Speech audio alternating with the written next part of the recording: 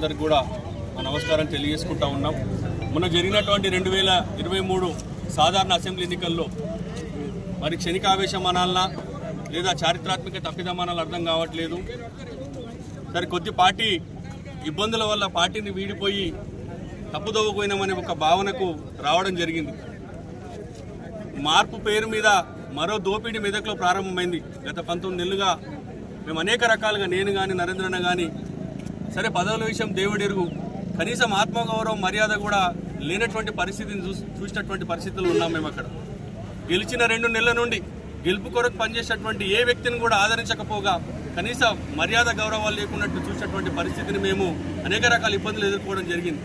మరి ముమ్మాటికి మాకు అర్థమైన విషయం ఏంటంటే, ఈ తెలంగాణ రాష్ట్రంలో మరి అప్పుడే పుట్టిన చంటిబిడ్డ తల్లి దగ్గర ఉంటే ఎంత క్షేమంగా ఉంటుందో, ముమ్మాటికి తెలంగాణ కూడా కేసీఆర్ గారి చేతుల్లో ఉంటే అంతే క్షేమంగా ఉంటుందని ఒక భావనతోని మరోసారి మేము చేసినటువంటి పొరపాటును యావత్ మెదక్ ప్రజానికి మమ్మల్ని క్షమించాలని మనస్ఫూర్తిగా వారికి కోరుకుంటూ, మరి ఈరోజు మమ్మల్ని అందరినీ కూడా ఆహ్వానించడానికి మరి సొంతింటికి తిరిగి వచ్చిన సందర్భంలో టీఆర్ఎస్ పార్టీ కుటుంబ సభ్యులందరూ కూడా పేరు పేరున మరి శిరస్సు వంచి వారికి నమస్కారాలు తెలియజేస్తూ, భవిష్యత్తులో మరి ఇక్కడ ఉన్నటువంటి టీఆర్ఎస్ పార్టీ క్యాడర్తో అందరం కూడా మెదక్ను పూర్వవైభవం దిశగా మా వంతు కృషి చేస్తామని తెలియజేస్తూ, అక్కడ అనేక రకాల అవమానాలే కాకుండా కుటుంబ సభ్యులను సైతం కూడా వారు మరి చెప్పుకోలేనటువంటి భాషలో, చెప్పుకోలేనటువంటి పదాల్లో మేము అందరం కూడా ఎదుర్కోవడం జరిగింది. కాబట్టి మెదక్ ప్రజలందరూ కూడా గమనిస్తూ ఉన్నారు.